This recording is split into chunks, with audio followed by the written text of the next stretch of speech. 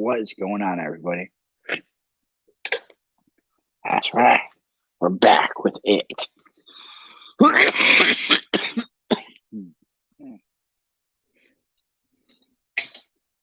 3. Ben Hanscom takes a drink. If, on that night of May 28th, 1985, you had wanted to find the man Time magazine had called perhaps the most young architect in America, Urban Energy Conservation of the Young Turks, time October 15th, 1984, you would have had to drive west of Omaha on Interstate 80 to do it. You'd have taken the Swedholm exit and then Highway 81, the downtown Swedholm, which isn't much. There, you'd turn off Highway 92 at Bucky's, eat 'em up, chicken fried steak or specialty. I don't know why I'm doing a country accent. I figure that's what it sounds like I should do,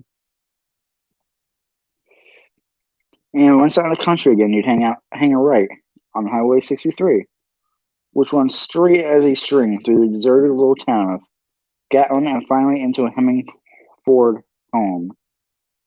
Downtown Hemmingford home made downtown Swedholm look like New York City. The business district consisted of 8 buildings, 5 on one side and 3 on the other. There was the Clean Cut Barbershop, with the K for both words, Clean Cut Barbershop, propped in the window, a yellowing hand-letter sign, fully 15 years old, read, if you're a hippie, get your hair cut somewhere else. The second-run movie house, the 5 and Dime, there was a bunch of the Nebraska Homeowners Bank. Oh, there was a branch of the Nebraska Homeowners Bank, a 76 gas station, a Rexel drug, and the National Farmstead of Hardware Supply, which was the only business in town which looked halfway prosperous. And near the end of the main drag, set off a little way from the other buildings like a pariah, and resting on the edge of the big empty, you had your basic roadhouse with a red wheel. If you had gotten that far, you would have had seen in the pothole dirt parking lot an aging 1968 Cadillac convertible with double CB antennas on the back. The vanity plate on the front read simply, Ben's Caddy. And inside, walking toward the bar, you would have found your man, lanky, sunburnt, dressed in a chambray shirt.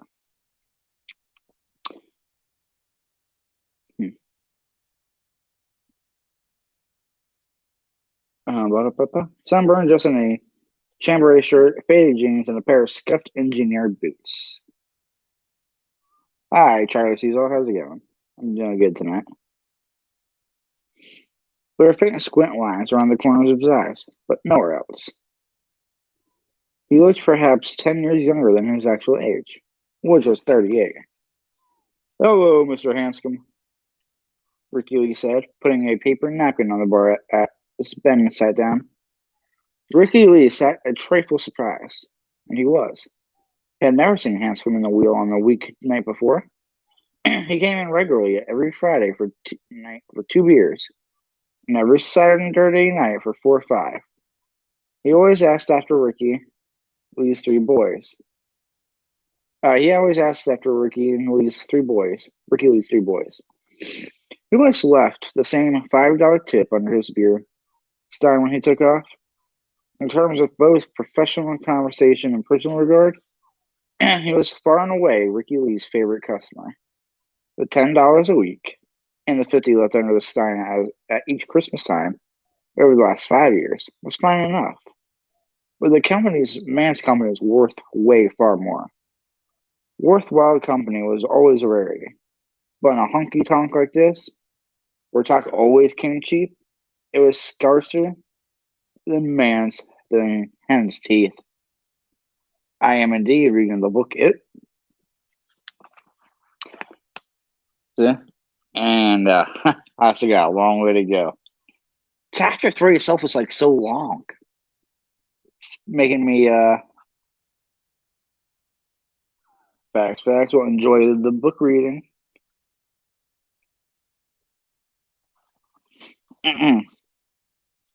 Other Hanscom's roots were in New England, and he had gone to college in California. There was more than a touch of the extravagant Texan about him. Ricky Lee counted on Ben Hanscom's Friday, Saturday night stops because he had learned over the years that he could count on them. Mr. Hanscom might be building a skyscraper in New York, where he already had 3 of the most talked about buildings in the city. A new art gallery in Redondo Beach, or Dondo Beach, whatever you say. Or a business building in Salt Lake City. But come Friday night, the door leading to the parking lot would open sometime between 8 o'clock and 9:30, and then he would stroll. As if he lived no farther than the other side of town, he had decided to drop in because there's nothing good on TV. He had his own Learjet and a private landing strip on his farm in Junkins. 2 years ago, he had been in London, first designing and then overseeing the construction of the BBC Communications Centre, a building that was still hotly debated pro-con in the British press, The Guardian. Perhaps the most beautiful building to be constructed in London over the last 20 years, The Mirror. Other than the face of my mother-in-law after a pub crawl, the ugliest thing I've ever seen. When Mr. Hanscom took that job, Ricky Lee had thought, well, I'll see him again sometime. Or maybe he'll just forget all about us. And indeed, the Friday night after Ben Hanscom left for England had come and gone with no sign of him. Although Ricky Lee found himself looking up quickly every time the door opened between 8 and 9:30, well, I'll see him again sometime, maybe. Sometime turned out to be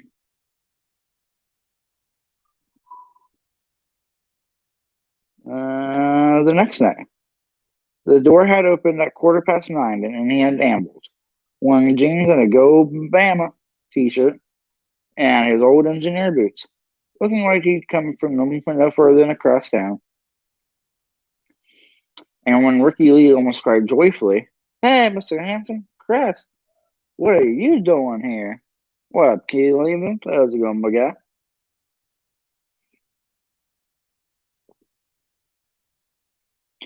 "What are you doing here?" Mr. Hanscom had looked mildly surprised, but there was nothing in the least unusual about him being here. Nor had that been a one-shot. He had shown up every Saturday during the 2-year course of his active involvement in the BBC job. He left London each Saturday morning at 11 a.m. on the Concorde, he told a fascinating Ricky Lee, and arrived at Kennedy in New York at 10:15 a.m. 45 minutes before he left London, at least by the clock. God, it's like time travel, ain't it? In the press, Ricky Lee had said, "That's how I feel every time when we talk about time zones. How in the UK it's like 4, 5, 6, 8 hours ahead of us." Seriously.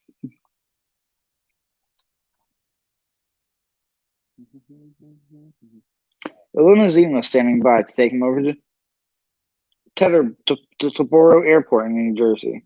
I know I butchered it, but I'm not going to try it multiple times. A trip which usually took no more than an hour on a Saturday morning.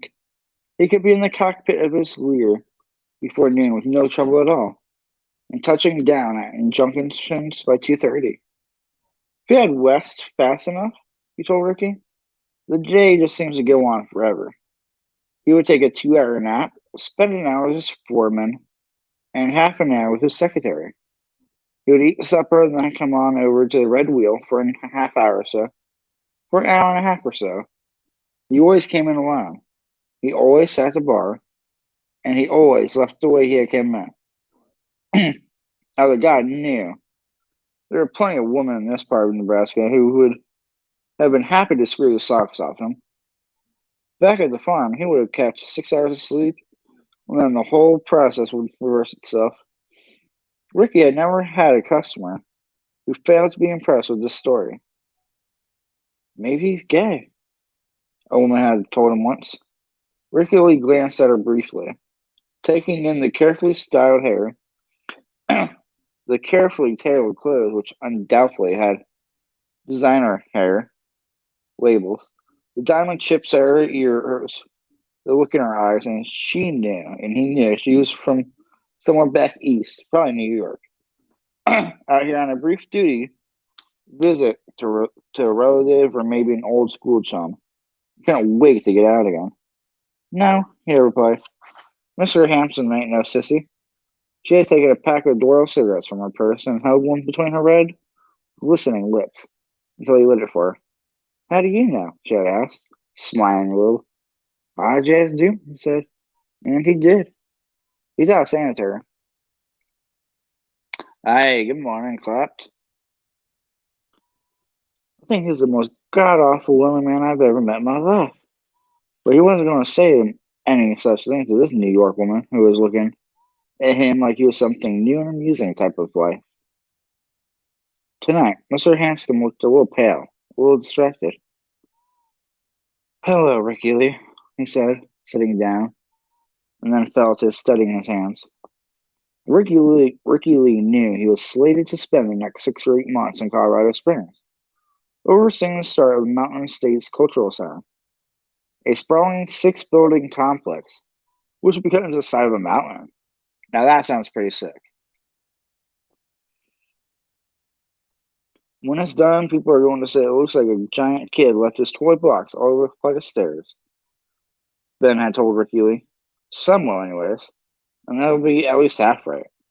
But I think it's going to work. It's the biggest thing I've ever tried putting it up. It's going to be scary as hell, but I think it's going to work. Ricky Lee supposed it's possible, but Mr. Hanson had a little touch of stage fright. Nothing surprising about that, and nothing wrong about it either. When you get big enough to be noticed, you got big enough to become gunning for. Or maybe he just had a touch of the bug. There was a hell of a lively one going around. Ricky Lee got a beer stein from the back barn for the Olympia tap. Don't do that, Ricky Lee. Ricky Lee turned back surprised. And Ben Humpskin looked up from his hands. He was suddenly frightened. Because Mr. Hampson didn't look like he had stage fright, or the virus that was terrible going around, or anything like that. He looked like he had just taken a terrible blow, and was still trying to understand whatever it was that had hit him. Someone died. He ain't married, but every man's got a family. And just in his dust. That's just what happened. Just as short shit rolls down from a privy. Someone dropped a quarter into the jukebox, and Barbara Mandrell started singing about a drunk man and a lonely woman. You okay, Mr. Hampson?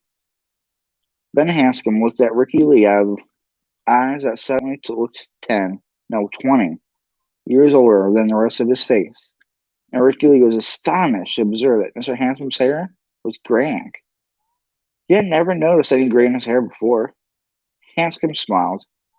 The smile was ghastly, horrible. It was like watching a corpse smile. I don't think I am, Ricky Lee. No, sir. Not tonight. Not at all. Ricky Lee set the stein down and walked back over to where Hanscom sat. The bar was empty, as Monday night bar outside of football season can get. There were fewer than 20 people paying customers in this place. Annie was sitting by the door into the kitchens, playing cribbage with a short order cook. Bad news, Mr. Hampscom? Bad news, that's right. Bad news from home. He looked at Ricky Lee. He looked through Ricky Lee.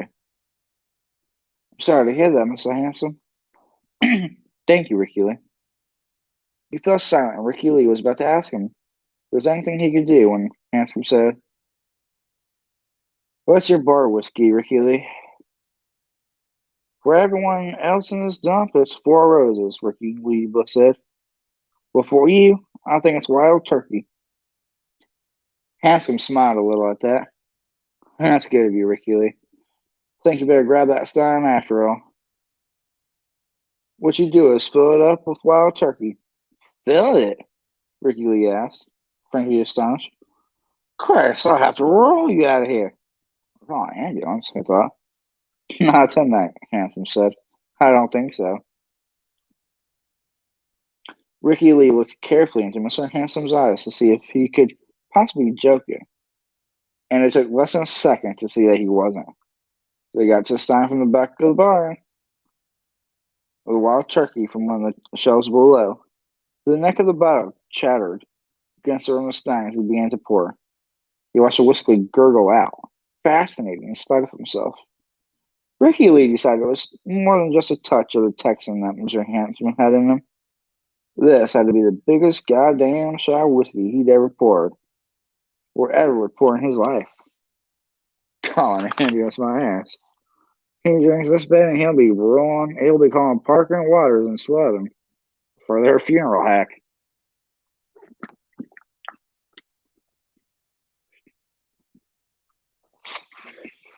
Nevertheless, he brought it back and set it down in front of the Hanscom. Ricky Lee's father. All right, everybody, good night.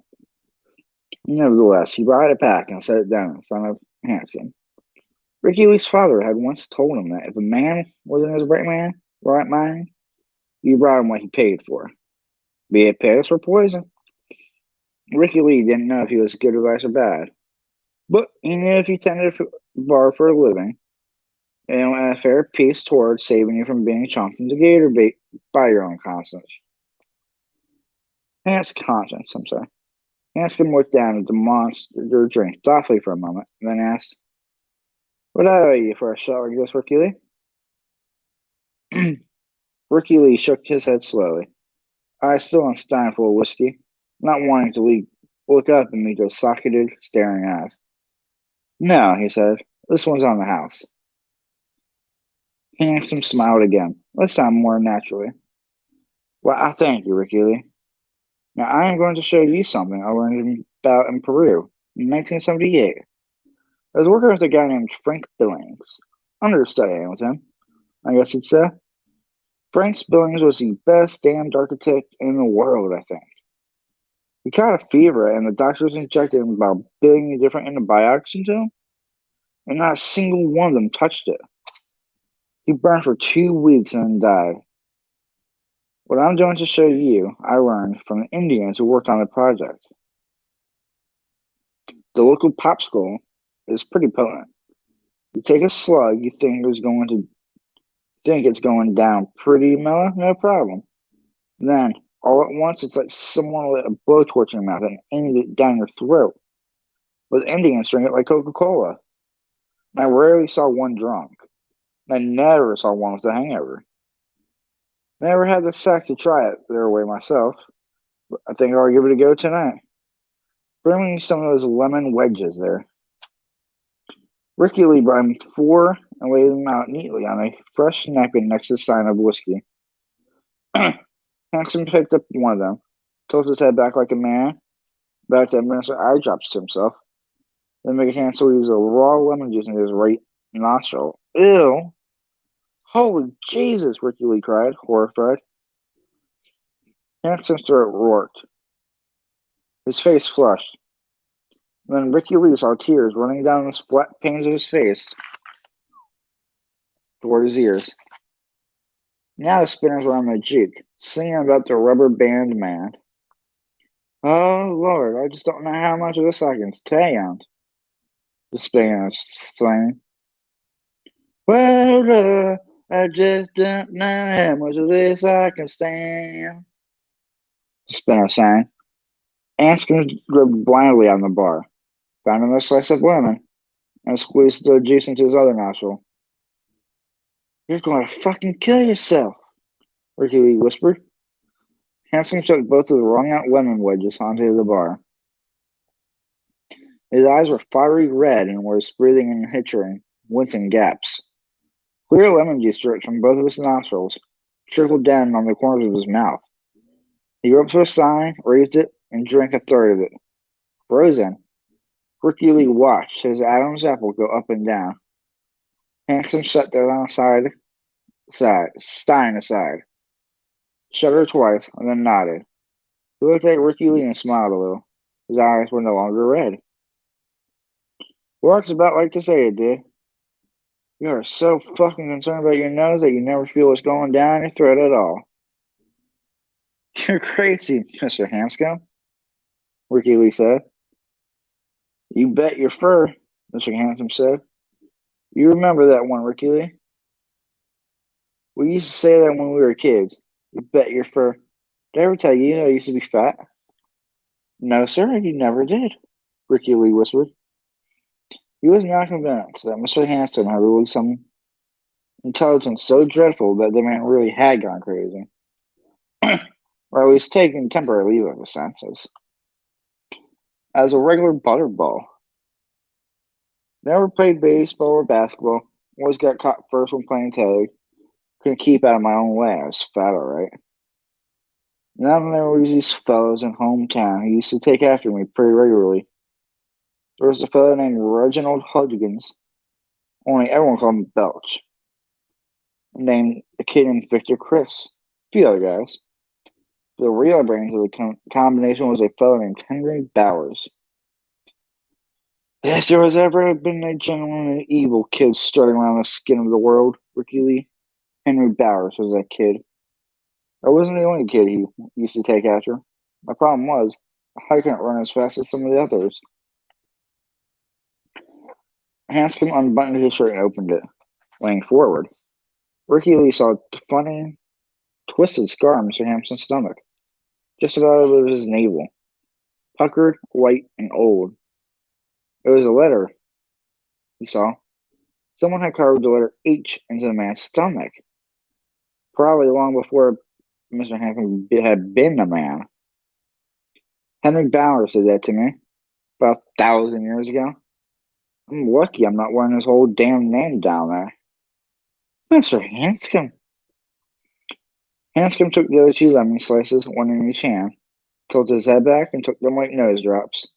He shuddered rackingly, put them aside, and took two big swallows from the stein. He shuddered again, took another gulp, then gripped for the padded edge of the bar with his eyes closed. For a moment, he held on like a man on a sailboat clinging to a rail for support in a heavy sea. Then he opened his eyes again and smiled at Ricky Lee. I could ride this bull all night. Mr. Hanscom, I don't wish you want to do that anymore, Ricky Lee said nervously. Annie came over to a waitress's stand with her tray and called for a couple of Millers. Ricky Lee drew them and took them down to her. His legs felt rubbery. Is Mr. Hanscom all right, Ricky Lee? Annie asked. She was looking past Ricky Lee and he turned to follow her gaze. Mr. Hanscom was leaning over the bar, carefully picking lemon slices out of the caddy where Ricky Lee kept the drink gun just, I don't know, he said. I don't think so. Well, get your thumb out of your ass and do something about it, Annie was, like most other women, partial to Ben Hanscom. I don't know. My daddy always says there's a man in his right mind. Your daddy didn't have the brains God gave a gopher, Annie said. Never mind your daddy. We've got to put a stop to that, Ricky Lee. He's going to kill himself. Thus, given his marching orders, Ricky Lee went back down to where Ben Hanscom had sat. Mr. Hanscom, I really think you've had it. Hanscom took his head back, squeezed, actually sniffed the lemon juice back this time, as if it were cocaine. He gulped whiskey as if it were water. He looked at Ricky Lee solemnly. Bing, bang. Hey, Holly, welcome to Strand. I saw the whole gang dance on my living room rug, he said, and then laughed. There was maybe 2 inches of whiskey left in the stain. That is enough, Ricky Lee said, and reached for the stein. Hanscom had moved it gently out of his reach. Damage has been done, Ricky Lee, he said. The damage has been done, boy. Mr. Hanscom, please. I've got something for your kids, Ricky Lee. Damn if I didn't almost forget. He was wearing a faded denim vest, Now he reached something out of his one pockets. Ricky Lee heard a muted clink. My dad died when I asked for, Handsome said. There was no slurring at all in his voice. Left us a bunch of debts and news. I want your kiddos out of them, Ricky Lee. He put 3 cartwheel silver dollars on the bar. Where they gleamed under the soft lights, Ricky Lee caught his breath. Mr. Handsome, that's very kind, but I couldn't. There used to be 4, but I gave one of them to my stuttering Bill and the others. Bill Denbrough, that was his real name. Stuttering Bill, that's just what we used to call him. Just a thing we used to say, like, you bet your fur. He was one of the best friends I ever had.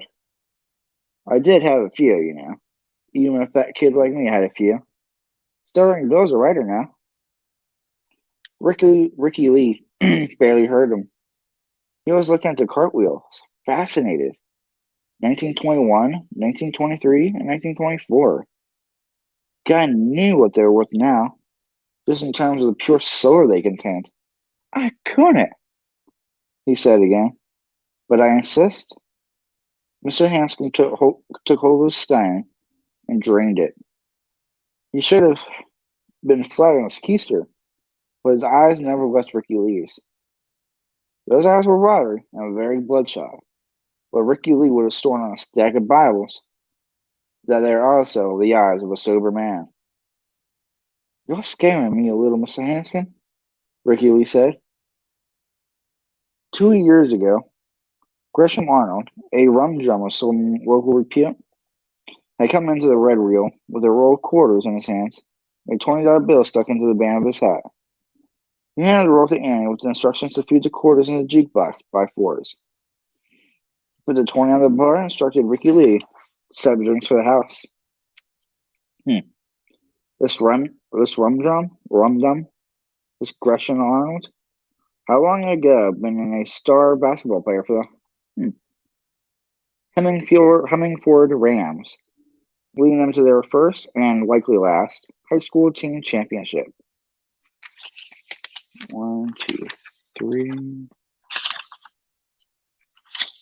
All right, only have 3 more pages, chat. Shout out to the 2 up in chat, by the way. But he had flunked out of LSU his first semester, a victim of drink, drugs, and all-night parties. He came home, cracked up yellow convertible his folks had given him as a graduation present, got a job as a head salesman in his daddy's John Deere dealership. 5 years passed. His father could not bear to fire him, and so he finally sold the dealership and retired to Arizona. A man haunted and made old before his time by the inexplicable and apparently irreversible degeneration of his son. While the dealership still belonged to his daddy, and he was at least pretending to work, Arnold had made some effort to keep the booze at arm's length. Afterward, it got to him completely. He could get mean, but he had been just as sweet as Horborn candy the night he brought in the quarters and set up drinks for the house, and everyone had thanked him kindly. And Annie kept playing Mo Bandy songs because Gresham Arnold liked the old Mo Bandy. He sat there at the bar, on the very stool where Mr. Hanscom was sitting now. Ricky Lee realized was steadily deepening unease, and drank 3 or 4 bourbon and bitters, sang along with the juke and caused no trouble, and went home when Ricky Lee closed up the wheel hook and hanged himself with his belt in the upstairs closet. Gresham Arnold's eyes that night had looked a little bit like Ben Hansom's look right now. Scaring you a bit, am I? Handsome asked, his eyes had never leaving Ricky Lee's. He pushed the stain away, then folded his hands neatly in front of those 3 silver cartwheels. I probably am.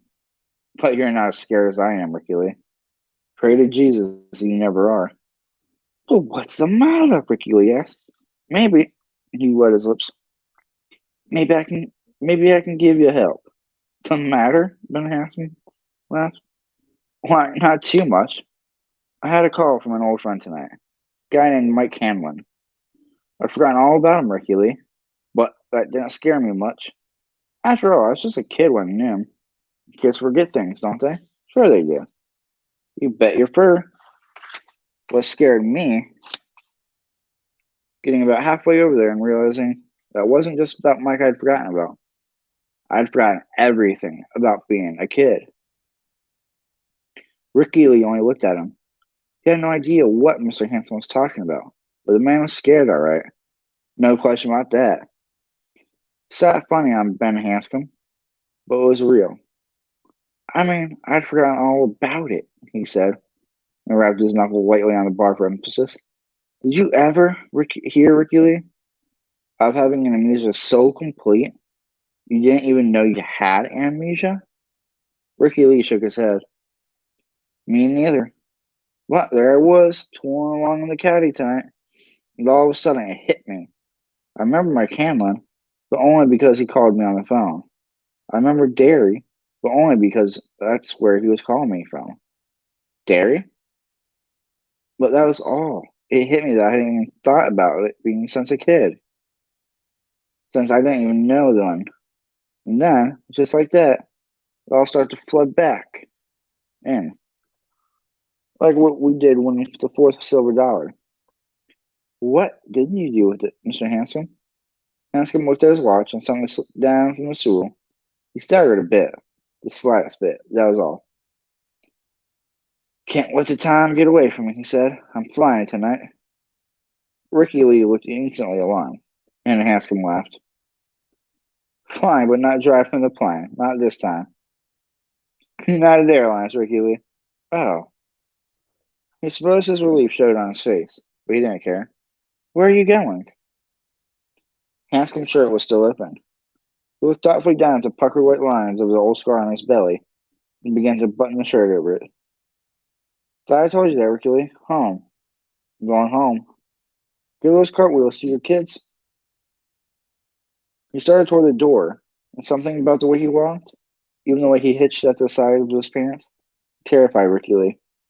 The resemblance to the late and mostly unlamented Gresham Arnold was excitantly so cute it was nearly like seeing the ghost. Mr. Hanscom! He cried in alarm. Hanscom turned back, and Ricky Lee stepped quickly backward. His ass hit the back bar and glassware and gossiped briefly as the bottles knocked together. He stepped back because he was suddenly convinced that Ben Hanscom was dead. Yes, Ben Hanscom was lying dead someplace in a ditch or an attic, or possibly in a closet with a belt noosed around his neck, and the toes of his $400 cowboy boots dangling an inch or two above the floor. And the thing standing near the Duke and staring back at him was a ghost. For a moment, just a moment, but it was plenty long enough to cover his working heart with a round of ice. He was convinced he could see the tables and chairs right through the man.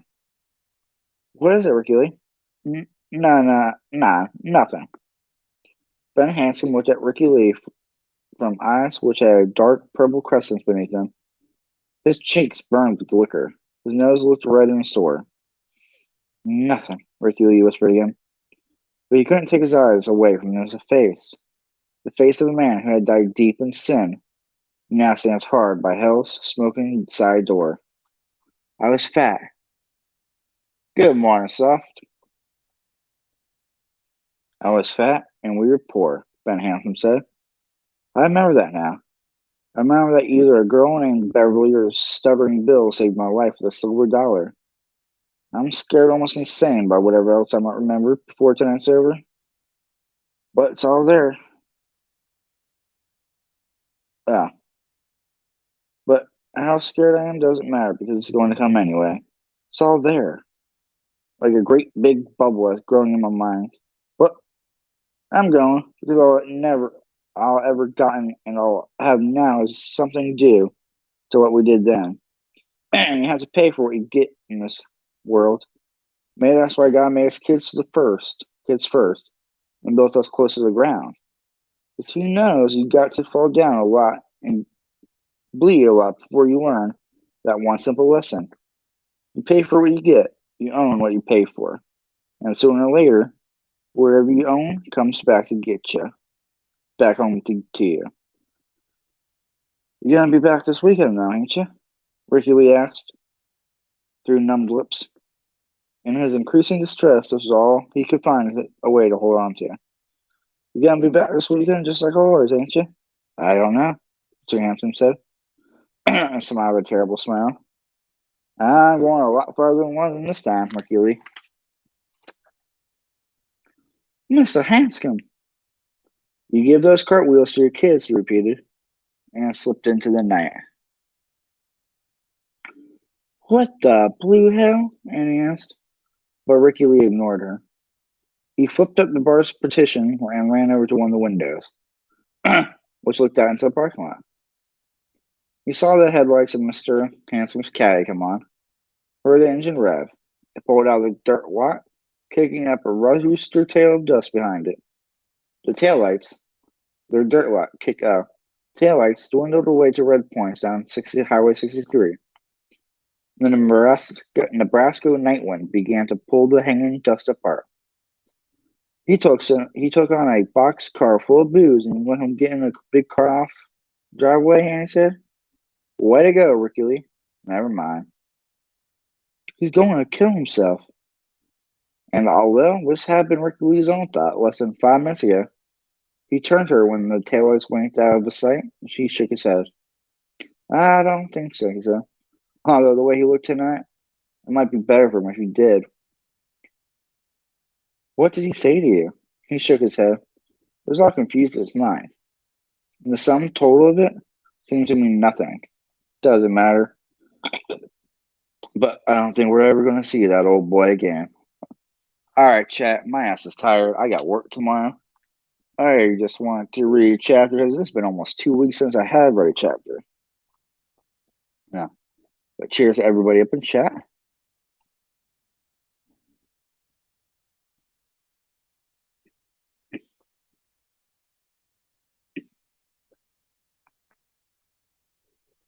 And I'll see you guys on the next one. Daves-Raves out. Peace.